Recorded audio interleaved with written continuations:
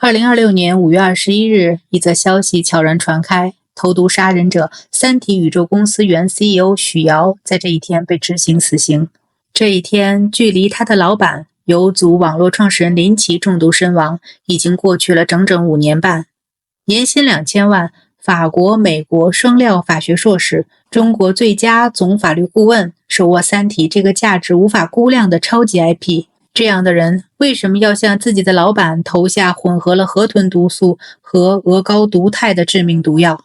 更让人不寒而栗的是，他的目标不只是林奇一个人，他同时向3位同事投了毒，有人中毒后接受了全身换血才保住性命。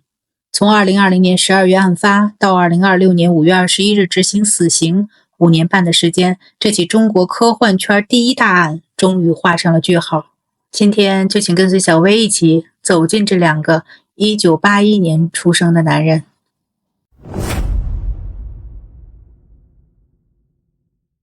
林奇和许瑶同岁，都是1981年出生，但他们的成长轨迹几乎完全不同。林奇浙江温州人，2009年创办游族网络，2014年公司上市，他成了当时 A 股最年轻的董事长。2020年，他以68亿元财富位列胡润80后白手起家富豪榜第31位。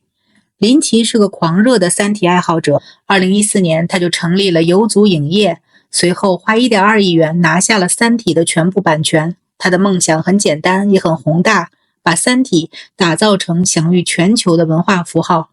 许瑶，贵州贵阳人，本科毕业于西南政法大学，之后去了法国保罗塞尚大学、美国密歇根大学深造。回国后，他在复星集团从法务一路做到国际法务部总经理，入选过中国最佳总法律顾问榜单。2017年，许瑶加入游族集团，担任首席风控官。2018年，他被任命为三体宇宙公司的 CEO， 年薪2000万。两人关系的起点是彼此欣赏的。2018年，游族以超过1亿元的价格获得了三体 IP 的完整授权，许瑶是这笔交易的主要负责人。有媒体后来评价说，在拿下三体 IP 的过程中，许瑶功不可没，但裂痕也在慢慢出现。原因有几个：三体公司的经营业绩不太理想，许瑶想获得公司股权，但林奇始终没有同意。2020年，林奇还把三体公司的财权、人事权、法务都收回集团统一管理，许瑶对此非常不满。同年3、4月份，他的薪资也在减少。到2020年6月前后，许瑶已经萌生了离职的念头，而林奇这边也在考虑换人，他准备让赵宇瑶接替许瑶担任三体公司的 CEO。2020年11月26日，三体公司提升了赵宇瑶的审批权限。12月15日，林奇明确要求许瑶离职，两个人的关系从欣赏走到了决裂。但林奇不知道的是，在他正式说出“你离职吧”这句话之前很久，许瑶已经开始准备了，用一种任何人都想不到的方式。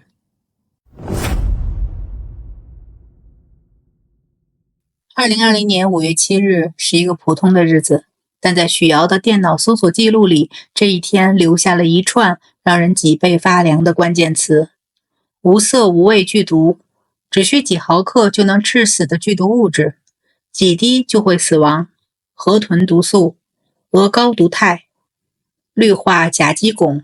他不仅搜索，还详细记录下每一种毒素的致死量和中毒症状。同一个月，他在上海虹桥机场附近租了一个迷你仓库，大约2平方米，租期1年。后来警方发现，这个小小的空间被许瑶当成了制毒实验室。接下来的几个月，他伪造了上海一家生物技术公司、苏州大学医学部的印章和证明文件，冒充这些单位的身份，在丁香通、淘宝、QQ 等网络平台上大量求购毒素。根据后来的司法认定，他至少买到了75毫克河豚毒素、95毫克阿尔法鹅膏毒肽、25支氯化甲基汞，还有其他多种剧毒物质。光是买毒药，他就花了数十万元。这些数字意味着什么？河豚毒素是一种极强的神经毒，有研究报告显示，它的毒性比氰化钠还要强1250倍，而阿尔法鹅膏毒肽服用0.1毫克就足以致命。毒药到货后，许瑶在自己的办公室和那个迷你仓库里开始调配灌装。他买了胶囊灌装器和针筒，尝试把毒素灌进空胶囊里。在正式投毒之前，他还多次到林奇以及另外2位同事赵宇瑶和赵继龙位于上海和北京的办公室踩点拍照。此时距离林奇正式通知他离职还有半年多。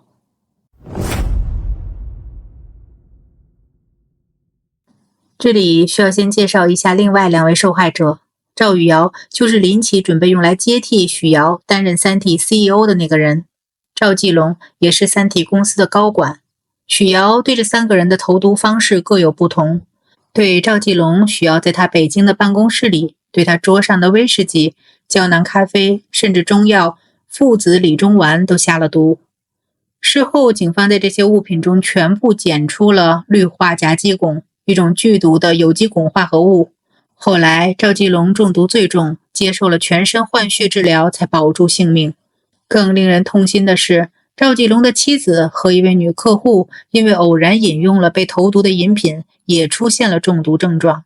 对赵宇瑶，因为赵宇瑶没有固定办公室，临时办公点是游族大厦11楼的一间会议室，许瑶单独进出这间会议室，拍下了桌上的矿泉水。事后，警方在许瑶的办公室发现了3瓶同品牌的矿泉水，其中2瓶检出了氯化甲基汞。而对林奇，许瑶选择的方式更加隐蔽，他向林奇推荐了一种叫培菲康的益生菌药品，这种药需要冷藏，正好方便他动手脚。他把河豚毒素和阿尔法鹅膏毒肽灌进了空胶囊里，混入林奇日常服用的药品中。2020年12月14日至15日2天之内，许瑶3次进入游族大厦19楼林奇的专用餐厅，把这些毒胶囊放了进去。而林奇正式通知许瑶离职的那一天，正是12月15日。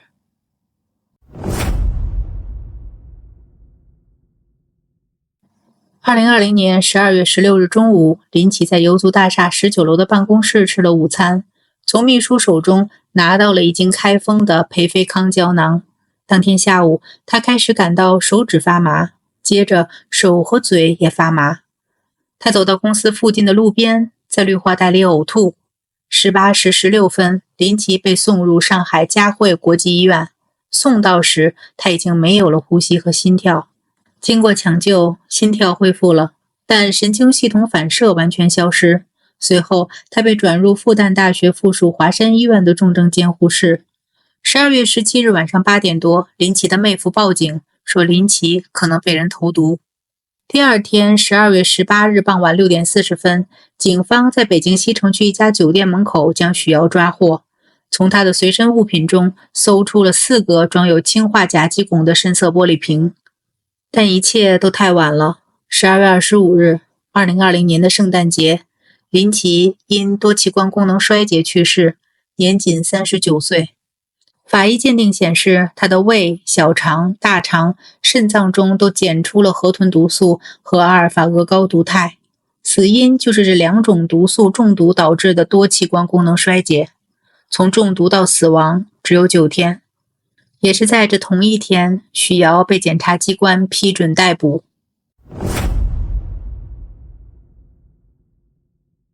许瑶被抓获后，一直到死刑执行，始终没有认罪。他给自己编织了一套说辞。对大量购买剧毒物品，他说，本来是想用来自杀的，但买来后又放弃了，久而久之就养成了研究毒素的癖好。胶囊灌装器是用来灌装花粉的。在赵继龙办公室拍的照片是出于好奇，在林奇的药瓶上留下的生物痕迹是因为关心林奇，想确认同一品牌。这些辩解在大量证据面前显得苍白无力。一审判决后，许瑶提起上诉。2审开庭时，他又编出了一个新故事。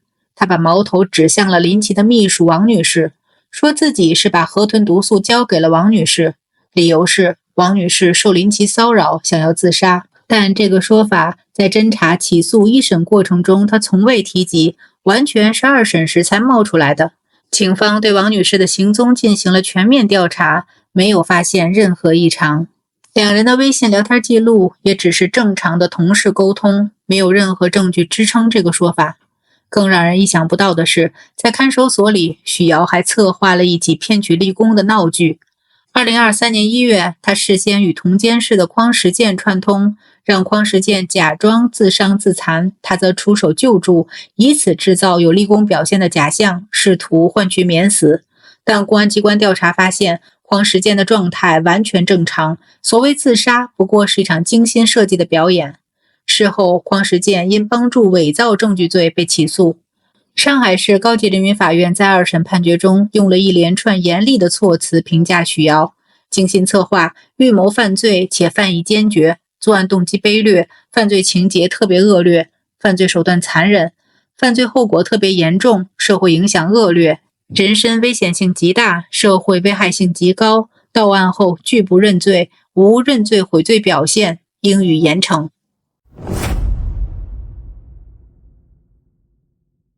2024年3月22日，上海市第一中级人民法院一审宣判，许瑶犯故意杀人罪，判处死刑，剥夺政治权利终身；犯投放危险物质罪，判处有期徒刑6年，数罪并罚，决定执行死刑，剥夺政治权利终身。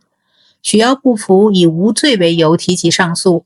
2025年6月26日，上海市高级人民法院2审开庭，裁定驳回上诉，维持死刑原判。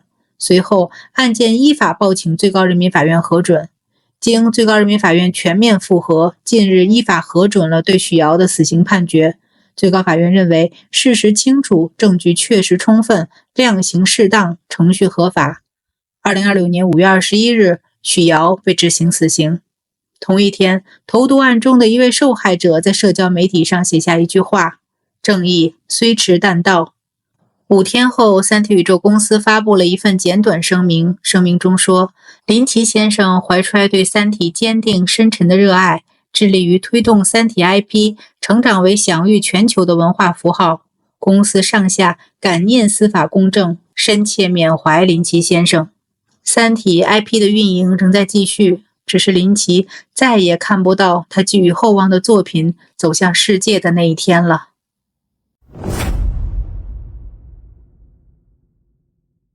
许瑶案到这里画上了法律的句号。从2020年5月搜索第一条毒素信息，到2020年12月投毒，从2024年3月一审死刑，到2026年5月21日执行死刑，前后大约6年的时间。2个1981年出生的同龄精英，一个被执行死刑，一个在39岁那年被葬入坟墓。还有一个让人唏嘘的数字，林奇去世后，3个未成年子女继承的股权市值一度超过30亿元。在许瑶被执行死刑的那一天，这些孩子仍然没有从这场悲剧中走出来。三体里有一句话，给岁月以文明，给时光以生命。但在这个现实版的黑暗森林里，有人选择了用河豚毒素和鹅膏毒肽终结了一个39岁的生命，也玷污了中国科幻的图腾。2个1981年出生的同龄精英，一个永远停在了39岁，一个在45岁那年被执行死刑，一个想用三体照亮世界，一个用毒药毁掉了这一切。感谢您收看今天的小薇说案，我是小薇，我们下期再见。感谢大家观看今天的案件解析。如果您喜欢我们的内容，别忘了点赞、订阅小薇说案，打开小铃铛，第一时间获取最新更新。有什么想法或想听的案件，也欢迎在评论区留言，和小薇一起讨论。我们下期再见。